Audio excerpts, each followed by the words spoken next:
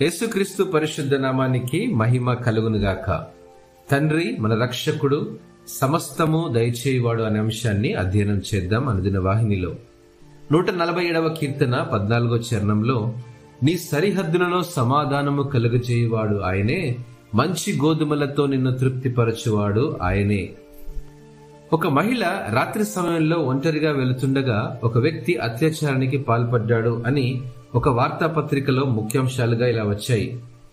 ఈ విషయం తెలుసుకున్న మరో మహిళ జెస్సికా అదే సమయంలో తను కూడా అదే మార్గంలో వెళ్ళినప్పటికీ తను మాత్రం ఎలా తప్పించుకుందో తెలుసుకోవాలని ప్రయత్నించింది.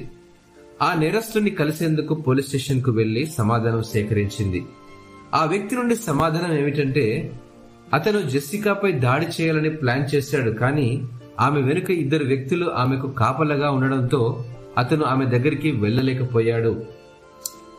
జెస్సికా ఆశ్చర్యపోయింది తన సమాధానానికి. వాస్తవానికి తాను ఒంటరిగానే ఉందని తనకు తెలుసు, మరియు ఆమెతో ఎవరూ రాలేదని కూడా తెలుసు.